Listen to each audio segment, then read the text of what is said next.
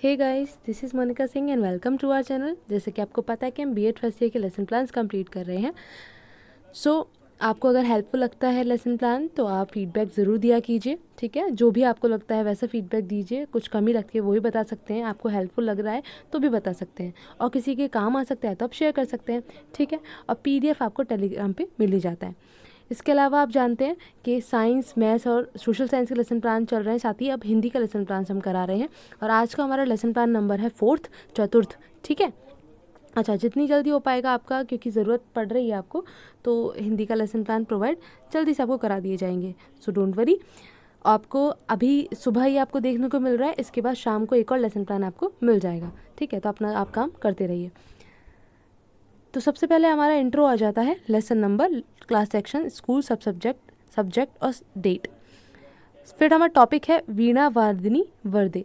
आपको इससे लग ही रहा होगा ये एक पोएम जैसा लग रहा है, तो ये पोएम है। और आपको देखने को मिलेगा, हमने आपको पहले ही बताया था, जो आपके सब्जेक्ट हैं लैंग्वेज वाले, हिंदी और इंग्लिश, इनके जो लेसन प्लान है काफ़ी डिफरेंट होते हैं, क्योंकि यहाँ कोई टॉपिक तो ऐसे समझाना नहीं है प्रॉपर तरीके से, कोई डेमोन्स्ट्रेशंस तो देना नहीं है। सिर्फ एक सब चैप्टर होगा, कहानी होगी वो पढ़ानी है, पोएम होगा तो वो करानी है। तो अभी तक हमने 3 चैप्टर किए या 3 लेसन प्लान किए जिनमें स्टोरी थी, ठीक है। स्टोरी बेस पर वो लेसन प्लान थे। आज हमारी पोएम बेस पर है, तो ये आपको थोड़ा सा स्टोरी वाले से हल्का सा डिफरेंट मिलेगा। एक दो टॉपिक है ना, कराने का तरीका है वो हल्का सा डिफरेंट मिलेगा। तो देख लेते हैं आगे क्या दिया हुआ है। तो यहाँ तो फिलहाल क्या है, आप जानते हैं जनरल ऑब्जेक्टिव्स हैं, सामान्य उद्देश्य, जो क्या होते हैं आपके लॉन्ग टर्म ऑब्जेक्टिव्स होते हैं, ठीक है। और ये आपके सेम रहने वाले हैं। आगे आप चलते हैं तो स्पेसिफिक ऑब्जेक्टिव हैं, जो आपके टॉपिक चेंज होते ही ये चेंज हो जाते हैं, बदल जाते हैं। इसके आगे आपका टीचिंग एड्स आते हैं, तो आप जो भी चीज़ें पढ़ाने में यूज़ कर रहे हैं वो सहायक सामग्री टीचिंग एड के रूप में हो जाएगी। इसके बाद लास्ट आपका प्रीवियस नॉलेज आती है, तो थोड़ा बहुत ज्ञान बच्चे को हर टॉपिक से रिलेटेड होता है, बेसिक नॉलेज ज़रूर होगी, क्योंकि उन्होंने वो शब्द कहीं ना कहीं ज़रूर सुना होगा। तो ये पूर्व ज्ञान में हम ये मानकर चल लेते हैं कि बच्चे को थोड़ा बहुत जानकारी उसके बारे में है। आगे चले तो सबसे पहले हमारा क्या आ जाता है, आप जानते हैं प्रस्तावना प्रश्न आ जाते हैं, जो कि पूर्व ज्ञान पर आधारित होते हैं, ठीक है। बच्चे को थोड़ी बहुत नॉलेज है पूर्व ज्ञान में टॉपिक से रिलेटेड, तो उसी से बेस्ड करके रिलेट करके हम प्रस्तावना प्रश्न करते हैं, जिससे बच्चा थोड़ा सा समझ पाए और टॉपिक को कनेक्ट कर पाए। तो बच्चे से यहाँ हमने आंसर कर लिया, प्रश्नोत्तर विधि से बच्चे ने यहाँ आंसर कर दिया। लास्ट ऐसा मान के चले कि बच्चे इसका आंसर नहीं कर पाते हैं तो छात्र निरुत्तर हो जाते हैं। उद्देश्य कथन में हम यहाँ बताते हैं या अनाउंस करते हैं एक तरीके से कि हम क्या पढ़ाने वाले हैं, क्या टॉपिक आज हमारा रहने वाला है, चैप्टर क्या पढ़ाने वाले हैं। तो छात्र एवं छात्राएं ध्यानपूर्वक सुनते हैं, कथन विधि हो जाती है, जिससे हमने उद्देश्य कथन कहा। इसके आगे जब हम चले तो प्रस्तुतिकरण होता है, सेम उसी तरह जैसे कि आपने पिछले लेसन प्लान में स्टोरी का दिया था, ठीक है। तो यहाँ हम पहला स्टेंजा या 1-2 स्टेंजा जो भी ले रहे हैं पोयम का, वो ले लेते हैं, ओके। तो इसको आदर्श वाचन करेंगे, मतलब जो टीचर है वो पढ़कर सुनाएगी, छात्र छात्राएं ध्यानपूर्वक सुनते हैं, व्याख्यान विधि हो जाती है। पिक्चर हमने एक ऐड कर ली दिखाने के लिए सरस्वती माँ को, वैसे बच्चों ने देखी होती है, लेकिन थोड़ा सा और अच्छे से उनको दिखाने के लिए हमने ये पिक्चर ऐड कर ली, उनको दिखा दिया कि ये सरस्वती माँ है, ठीक है। अनुकरण वाचन, तो यहाँ हमने जो पढ़े कुछ लाइन्स हम बच्चों से कहते हैं कि वो भी अब इसको पढ़ें, क्योंकि उन्होंने ध्यान से सुना है तो उसको अनुकरण कर पाएंगे, उसको पीछे से सुना पाएंगे, पढ़ पाएंगे दोबारा से, ठीक है। फिर आगे कुछ ऐसे शब्द होते हैं जिनका अर्थ उनको नहीं पता है, तो हम उनको उसका अर्थ बता देते हैं, बच्चे उसको नोटबुक में उतार लेते हैं।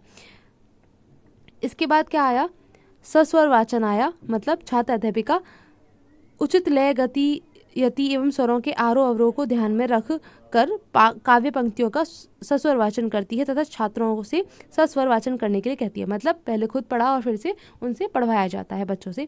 फिर अब क्या करेंगे, भावार्थ, मतलब उसका अर्थ बताएंगे। जो भी लाइन्स आपने पढ़वाई, बच्चों को सुनाई, उसका आप भावार्थ में अर्थ बता देते हैं कि इन लाइन्स का मतलब क्या है। बच्चे ध्यान से सुनते हैं। अब आप क्या करेंगे, आपने अर्थ बता दिया तो आप भाव विश्लेषणात्मक प्रश्न करेंगे। बच्चे ने ध्यान से सुनाया तो उसका वो आंसर कर पाएंगे। तो यहाँ बच्चों ने आंसर किया प्रश्नोत्तर विधि से, आपने ये चीज़ें पूछी हैं। आगे जब चले तो आपने सेकंड पैराग्राफ या जितना भी पार्ट आपका रह गया है पोयम का, वो आप द्वितीय सोपान में प्रस्तुत करते हैं, प्रस्तुतिकरण करते हैं। आदर्श वाचन आप फिर से बोल रहे हैं, अनुकरण वाचन बच्चे आपके पीछे से रिपीट करेंगे, है ना, आपके पीछे पीछे चलेंगे। इसके बाद काठिन्य निवारण में शब्दार्थ आप बता देते हैं। इधर ये चल ही रहा है कि छात्र ध्यानपूर्वक सुनते हैं, अनुकरण कर रहे हैं, उत्तर पुस्तिका में श्यामपट्ट कार्य को लिख रहे हैं। व्याख्यान विधि से एक्सप्लेन किया, बच्चों ने पढ़ा तो वाचन विधि हो गई, और वो लिख रहे हैं तो लेखन विधि हो गई। इसके आगे जब आप चलते करते हैं तो स्वस्वर वाचन फिर से आप बोल रहे हैं और आपके पीछे पीछे फिर बच्चे बोल रहे हैं। तो इसके बाद भावार्थ आ जाता है।